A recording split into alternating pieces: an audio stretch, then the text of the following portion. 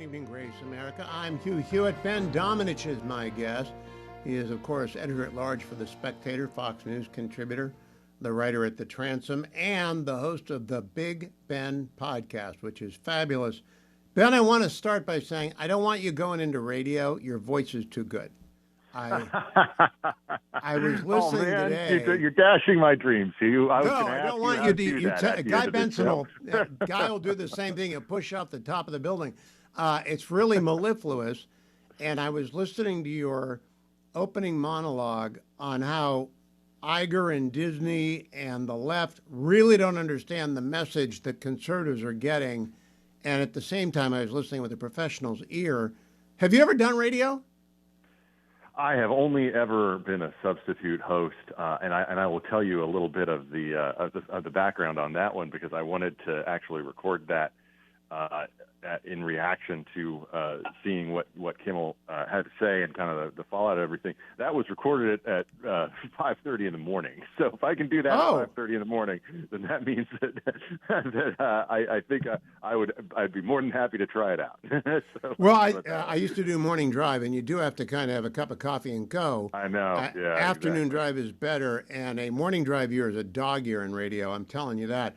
But would you give people the quick summary? I want them to listen to the Big Ben pod because it develops over about 12 minutes. Bottom line, though, the left has no idea how they look to the rest of the country. No, they do not. And I think that this whole moment is really reflective of that. We see the reaction to Jimmy Kimmel and everything that really put him on a pedestal in a way that made him overnight this free speech icon. By the way, I know that I believe it's your son who is a fan of Shane Gillis. He had a very brief comment on his most recent podcast about it. He's like, he was Jimmy Kimmel, free speech champion, gets canceled. Has to go to his Hollywood Hills house for about 48 hours. I had to sleep on a mattress in Queens for a couple of years. Pretty much the same thing. So the point is just that the reaction to it was so over the top. Jake Tapper going on with Seth Meyers saying it's the worst example of government disrespecting free speech that he's ever seen in his career, and all these other claims that were being made about that happens in a context in which the right has really learned a lesson, and I think it's a correct lesson. It's sad as it is over the past several years that the violence is coming from one direction. And don't give me this both sidesism on it because it's just not true. And I think that there's also an underestimated aspect of this, and I wonder, Hugh, if you have experienced this, particularly given your connections in Catholic circles. But I know for the American Christian and pro-life community, there was a greater purchase in terms of the reaction to the leak of the Dobbs decision and the targeting of Supreme Court justices because of that. And if your listeners have forgotten, and I'm sure many of them have not, but if they have forgotten or blocked it from their minds, the group Ruth sent us actually didn't just put pins down all over Northern Virginia and the surrounding D.C. area to identify the locations of the houses of these Supreme Court justices, an effort that ultimately led to the targeting of a number of them and the attempted kidnapping and assassination of Justice Kavanaugh. They did something else. They put the locations of the schools that Amy Coney Barrett's children went to on that map. A lot of people have forgotten about that. But for the Christians who are in this area who I talk to and for pro-lifers across the country who I talk to, they have not forgotten about that. And Justice Barrett hasn't. She was my guest twice last week or over the last 2 weeks, and her book, Listening to the Law, does not forget that, but she also understands it's her job. She's a woman of great courage. All the justices are. She truly is. And this is the thing. That's a Supreme Court justice. The difference is that I think now American conservatives and pro-lifers and people who have commitments and people who are committed, I should say, to their faith, who, when they look at that reflection in Arizona of the response to Charlie Kirk, they see something that is not in any way out of the realm or is even something that is reflected in their own churches or something that they're familiar with. They see in this moment a situation where it's not just the Amy Coney Barrett, it's not just the people who sign up for the tough job of being a Supreme Court justice. You could just be an ICE officer. You could just have the wrong opinion from the perspective of the online community. And you are now at that same level of concern. And I think that the American left does not understand that is a lesson that conservatives all across this country are taking from this moment. And because they don't understand it, I think they're going to continue down this road of saying this both sidesism and this message that I just think is completely at odds with the world as Americans of the Judeo-Christian tradition and within the Catholic tradition, and anyone who has been paying attention to this over the past several years. It is just complete nonsense. It's devoid of reality, and I don't think it's going to have any purchase. And when it comes to the free speech side of things, people remember COVID. They remember the way that their favorite speakers were treated. They remember the way that their favorite podcasts were treated. They remember all of this, And so when you come forward with that, within days of Alphabet admitting that the Biden White House was pressuring them to eliminate people who hadn't even violated YouTube rules just because they didn't like them, you don't even have to be super online to have the opinion that what you are being told by the mainstream is nonsense. And it is not mainstream anymore at all. It isn't. Now, what I want to do, Ben, and I've done it with Charlie Cook, I've done it with Eli Lake, I did it with Tom Cotton yesterday and a couple other people. I made a long list after reading the David Packer piece or the George Packer piece in New Yorker after David Axelrod, which is nonsense. It's garbage. And so I made a list of the political violence since Donald Trump was elected. And you have 4 choices with each of these: left-wing, right-wing, Islamist, nuts. I suppose you could say I don't know either, but I want to move fast through it. First of all, the shooting in Dallas this week: left-wing, right-wing, Islamist, or nuts? Left-wing. It's an anti-ICE shooter. The shootings at ICE in August and July. I think that is left-wing as well. It's clearly something that was motivated by and connected to. Andy No talked about this as Antifa wing that was a cell that was pretty active. Attack on the ABC affiliate in Sacramento, California, after Kimmel was suspended.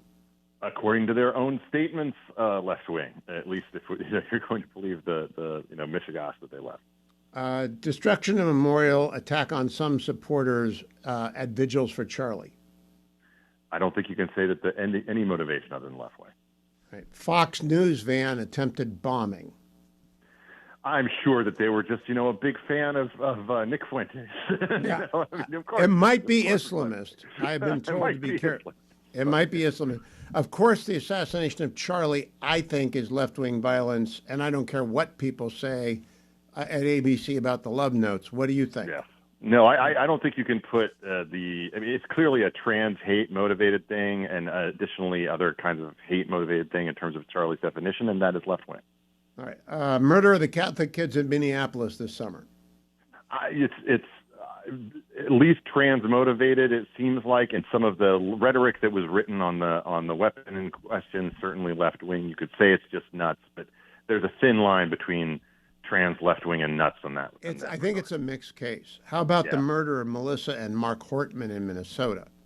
That one seems to be motivated by left-wing principles as well. If you actually dig into it, it seems like people are representing it falsely. I think is motivated by the right wing. I think it's nuts. I think the guy's crazy, but yeah, he did do a lot of pro-life speaking in Africa, and then he thought Tim Walz was telling him to kill these. I just think he's nuts. Murder of the 2 Israeli embassy employees at the reception in the Jewish Museum in May. If I certainly view that as left-wing. There's only one party that has the anti-Israel brief at this point. Murder of Brian Thompson in New York in December of 2024.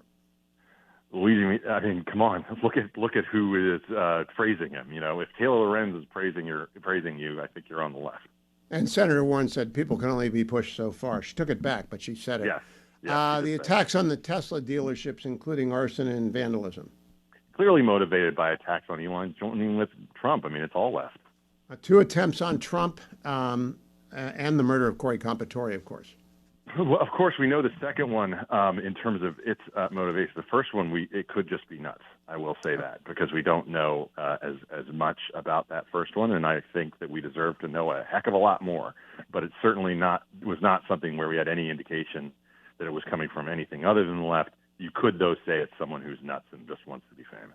Okay, a couple West Coast. The murder of Paul Kessler, the 69-year-old Jewish American, fatally injured during the pro-Israel demonstration. I mean, by the way, that one is just incredibly sad. I mean, all of these are sad, but it's just that whole scene. But I think you have to say left. I mean, it's clearly attack on Paul Pelosi. You know, that guy seemed to be nuts to a degree that is like space cadet level nuts, but there's also so many different conspiracy theories about that one, Hugh. I don't want to go down that Reddit thread. I think he's nuts. How about the anti-Semitic violence on campuses from Columbia to UCLA and Michigan in between and Harvard, everywhere else? I mean, I just don't think you can say anything but this is coming from the left. It is. It clearly is. I mean, this is not a both sides question, Hugh. I'm going to continue with the list with Ben during the break. You'll get it on the One Big Weekend pod. I've only got 4 or 5 more, and then we'll be back after the break to talk what to do about it. Stay tuned, America. All right, I'm back with Ben Domenech, continuing down my list. The March 2023 murder of the children at the Christian school in Nashville. I mean, again, you can't, I think, separate the trans policy from the nuttiness in terms of the motivation, but I think that is very much, again, holistically owned by the left. The attempt to kill Brett Kavanaugh we've talked about, but let's just put it on the list. Yep. I mean, this was a clear left-winger and clearly meant to stop a decision. And, I mean, we have explicit, expressions of the belief in that, and there's just no question about it. Then we have the January 6th, 2021 Capitol riot. I think that that's a right-wing element of violence. I mean, I really do, and I do too. So at the time, and I think that's the first. That's the first thing. And I would just say, I am not of this category of people who think that was a situation that deserved only a slap on the wrist for people who participated in actual violence. I want to be specific about that. If you participated in actual violence, I thought you deserved to have the book thrown at you. You can't do that. I think I would take a more lenient attitude towards some people who invaded property but didn't do anything violent, didn't steal anything, et cetera. But to me, that is just clear-cut right-wing violence, and you can't do it. Kidnap plot of Governor Whitmer in Michigan. So how many feds were inside the building on that one? They did convict people, though. They did convict people. They did convict people. They did have some things thrown out. I've read a good deal about this, Hugh. I would say that was of the right, but I also think that there were a lot of discussions about different politicians involved, including some Republicans, that they might kidnap. And so I view that as a little bit more right anarchist, if that makes sense. So I'll say on the right just for the sake of simplicity, but I think it's a little more complicated than that. The death of Heather Hyde at the Charlottesville Tiki Torch rally by the neo-Nazis on August 17, 2020.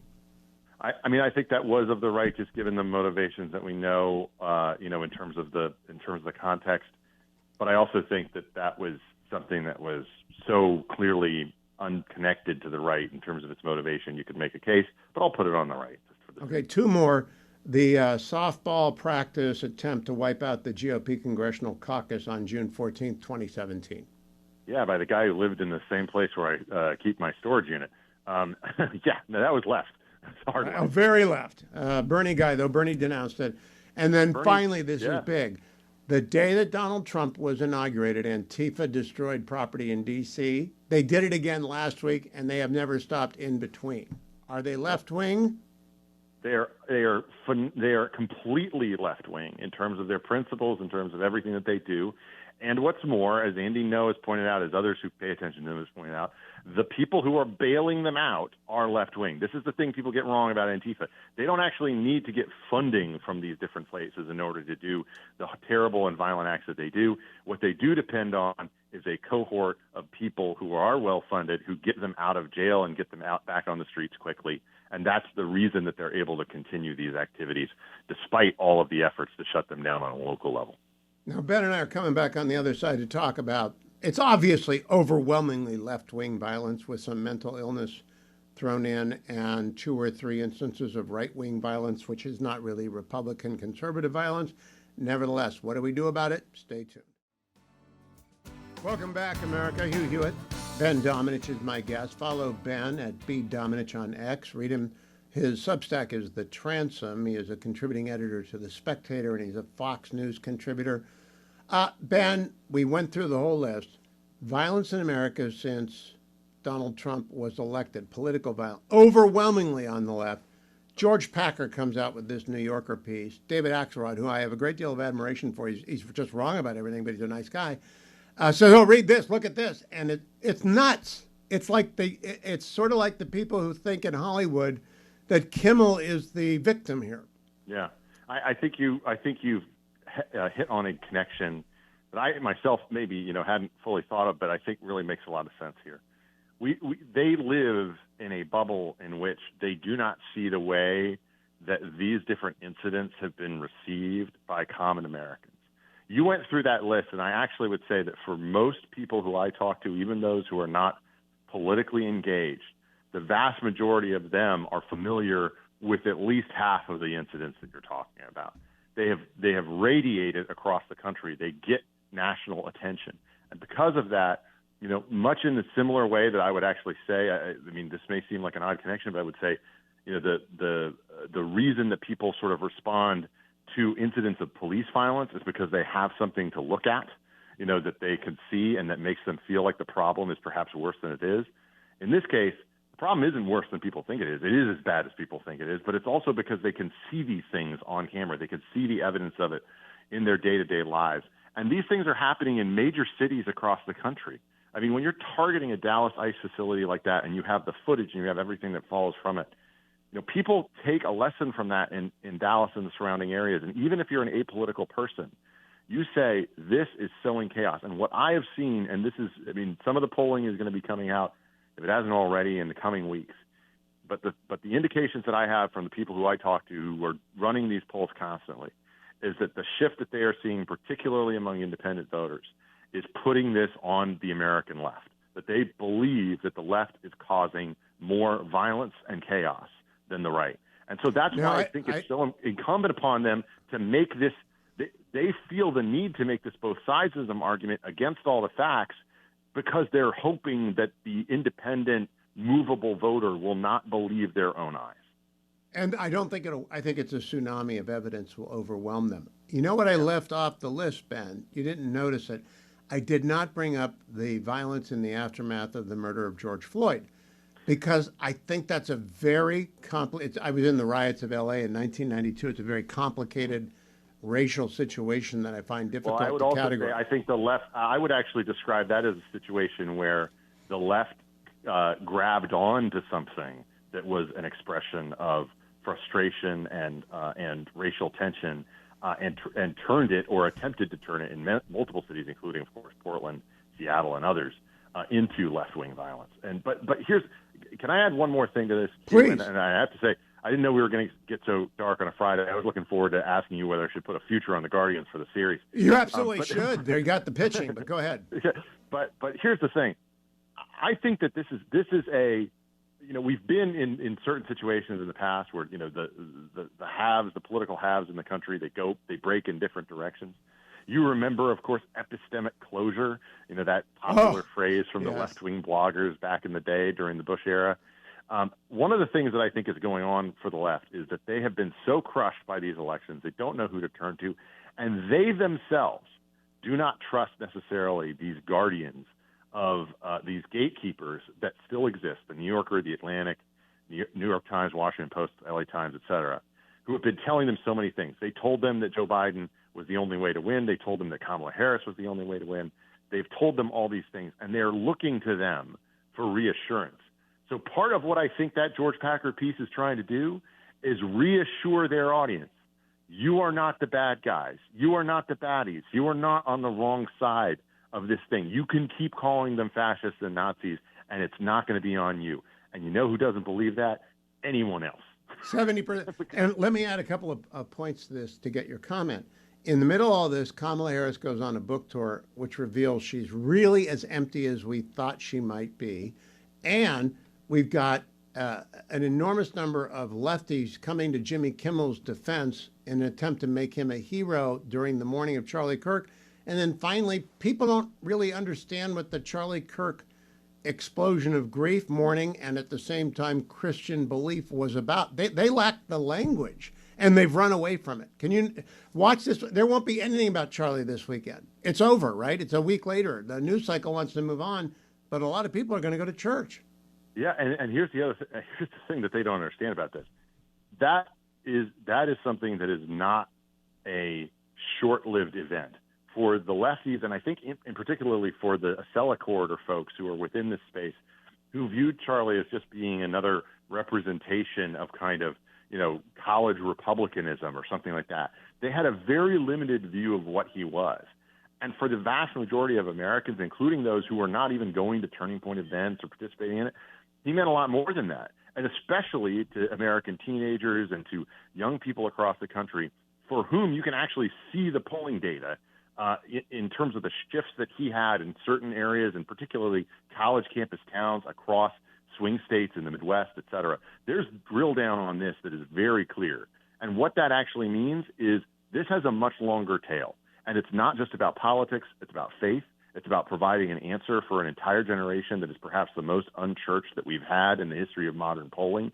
They are hungry for what he had on offer. They understand that the thing that has been offered to them by the left, by the traditional approach to academia, which tries to shove this speech to the side, that is not something that actually satisfies them on any real level as a human.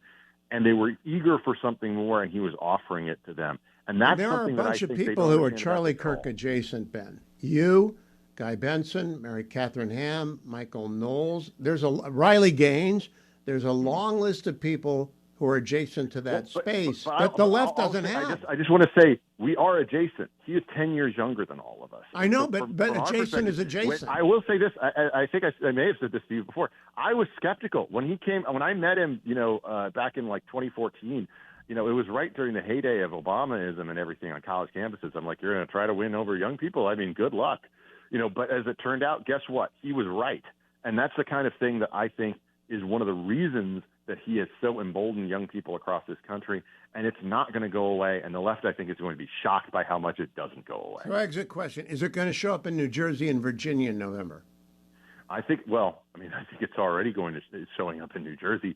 We'll see what happens here in Virginia, but I certainly think, nominating two people who are essentially gatekeeper left candidates in Nikki Sherrill and in Spanberger in New Jersey and Virginia, respectively, was a bad choice for the left. But look who's actually running their party, Hugh. It is not the people who are picking those people. It is social media. It is the people who are picking Zohran Mamdani.